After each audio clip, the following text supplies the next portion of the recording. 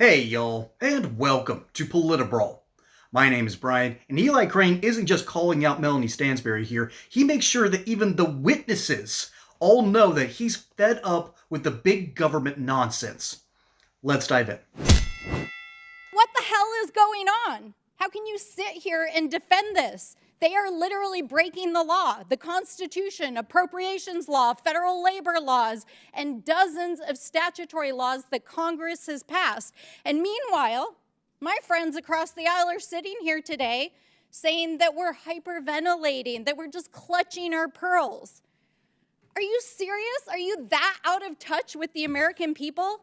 I mean, I guess that's what happens when you elect billionaires and put billionaires in charge of the federal government. We are defending the millions of Americans who are under attack, the federal employees, the mothers, the fathers, the grandfathers, being put out on leave, advocating for the people of color, the women, the members of our LGBTQ+, and yes, our trans community, who are under fire right now, under the guise of canceling DEI programs, under the guise of so-called undoing social engineering after years of progress in this country. We are defending the proud federal service members who defend our national security, who serve our communities, and keep our economy running. Because I want to tell you something, the American people are terrified, and if you are that out of touch with your people, then you should talk to your constituents. Chair recognizes Mr. Crane from Arizona. Thank you, Mr. Chairman. Mr. Chairman, would it be possible to get some therapy dogs in here for my colleagues on the other side of the aisle? We could ask Mr. Raskin's shrink to. I'm worried about their mental stability. You know, I think it's funny, Mr. Chairman, when I hear my colleagues on the other side of the aisle whining and complaining. Those are insults, to be clear. Elon Musk. Excuse me, this is my time, thanks. Elon Musk and, you know, how much money he donated to President Trump. Yet I don't recall the same outrage when, you know, billionaires on their side of the aisle like Mark Zuckerberg, George Soros, you know, or any of the other ones that were donating massive sums of money to their side of the aisle. Mr. Resch, I want to start with you real quick. I read something you stated in your testimony. You said, rather than a bloated bureaucracy, we face a workforce stretched too thin, forced to oversee an increasingly complex web of outsourced operation with limited personnel and resources. Is that correct? Did you say that in your testimony, sir? Yes, sir. Sir, are you aware that we're over $36 trillion in debt, Mr. Resch? Yes, I certainly am. Okay, so you still stand by your comments that this isn't a bloated federal workforce? The federal workforce represents 4% of the entire budget. For every Sir, do you know how much? Do you know what the annual deficit is every year? Please. It's over $2 trillion. I understand that. Okay, so you still stand by your comments that it's not a bloated workforce? $2 trillion is not reflective of the workforce that is the federal employee. Oh, it's not? We don't we're not spending money on the workforce? Your entire budget, 4%. If you cut the entire workforce, 4% would be reflected. Do you know why often we use private companies and contractors in the federal government, sir? Because you can actually fire them. It's a lot easier to fire them if they're not performing. Sir, have you ever ran a large organization or a small business? No, I have not.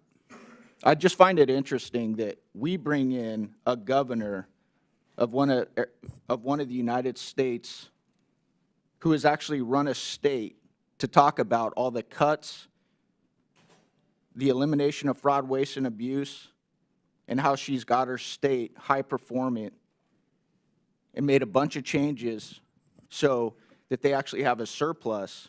And my Democrat colleagues bring in a professor who's never run a large organization, never run a small business, and therefore has really no idea what it's like to deal with the consequences of out-of-control spending and inefficiencies. Does that strike anybody else in the room as odd? What about you, Mr. Schatz?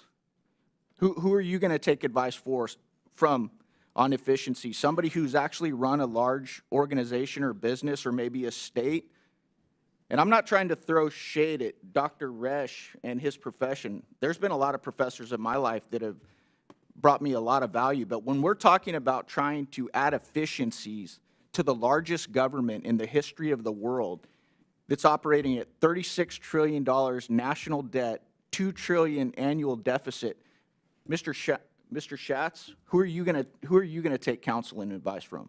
Well, I think anyone who has an idea about how to cut spending should be welcome, and that could include academics, it can include nonprofit groups, governors. So the point is to get the job done, not to keep talking about it. That's right. Okay, first off, we need to check under Melanie Stansberry and see if she laid an egg after all that clucking.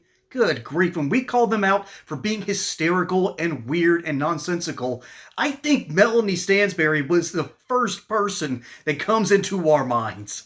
This woman is playing up to all the worst possible stereotypes. Man.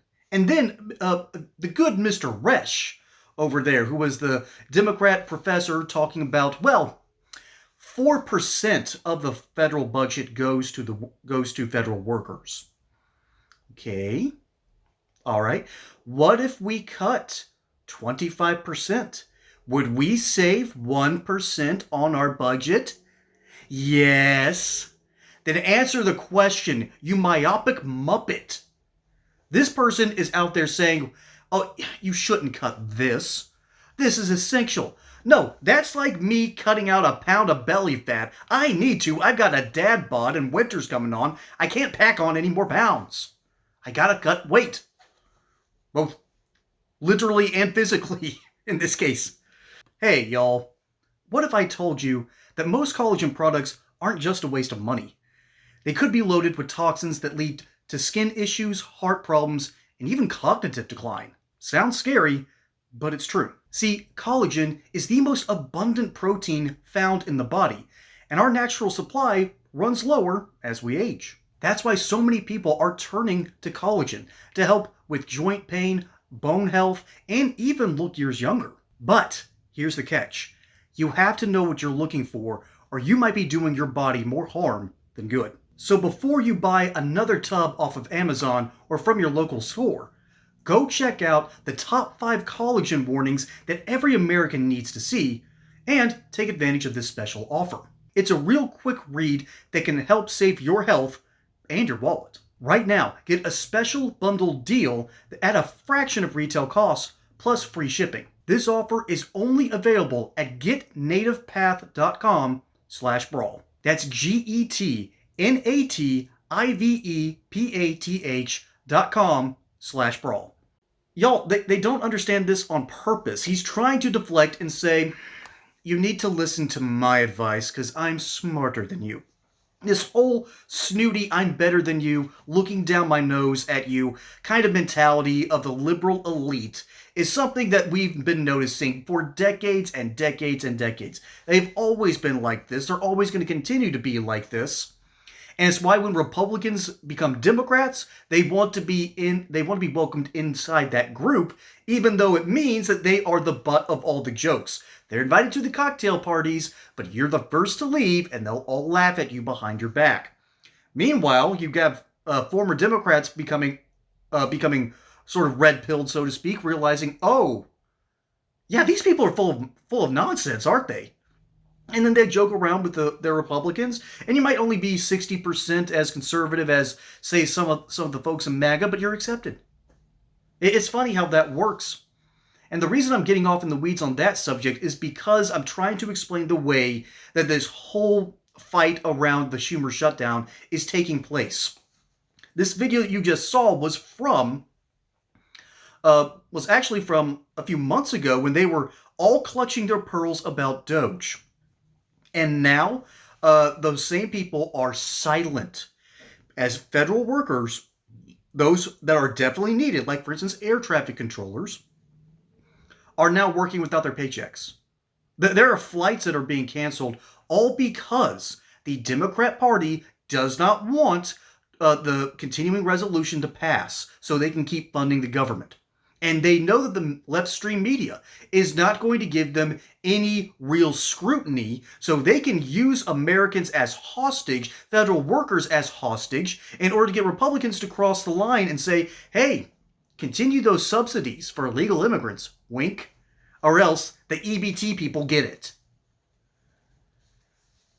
The reason I went off on that tangent to tie everything back in is the kind of fake, hypocritical, ridiculous mindsets that permeates amongst Democrat circles.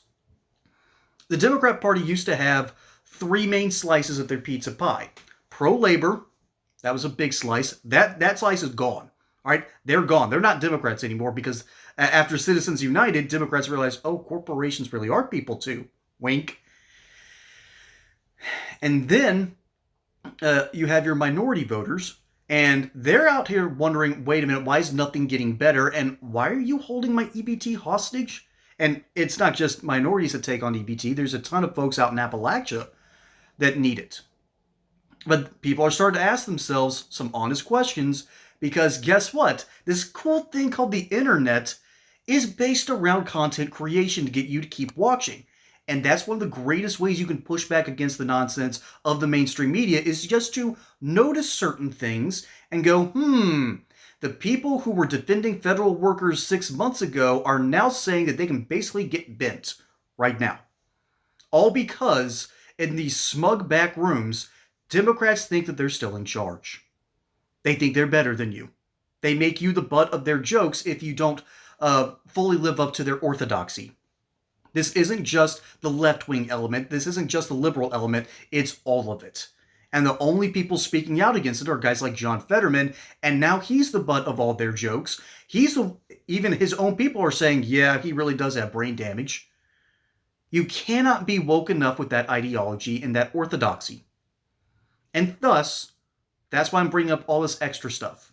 That's what's going on with this shutdown, and Eli Crane's not having it. He's done. That's one of those politicians that's a policy wonk and is tired of the nonsense, tired of the gas, tired of the insanity that has gripped the Democrat Party because they've had power for too long, got a huge taste of it with both Obama and Biden, and realized that, oh, we can do whatever we want because they don't have a mainstream media outlet that holds them accountable. CNN is realizing that, oh, we've got to keep up the orthodoxy. They can't be critical whatsoever of Democrats now because they'll lose their own supporters. This is a negative feedback loop, and it's going to end in a very terrible fashion for these folks. Meanwhile, average American people who need these benefits, people who need to be paid and deserve to be paid for their work, aren't getting paid because Democrats don't want to sign the continuing resolution. This is just ugly, and you just saw two Democrats, one elected, one not elected, basically ignore the problems because it's convenient for them. But that's what I think. Let me know what you think down in the comments below. My name is Brian. Hope you enjoyed that segment here on Politbrawl. Don't forget to like and subscribe. Catch you on the next one. And hey, if you want to support the channel, consider becoming members. Become Politbrawlers. You're going to get special content directed exactly to the things you want to see, and you'll be supporting an outlet designed to get you fast, efficient news and give you some commentary that you might be able to use. At least that's what I hope, anyways. I'm still amazed that I'm still doing this, but regardless, thank y'all. Till next time, y'all have a good one.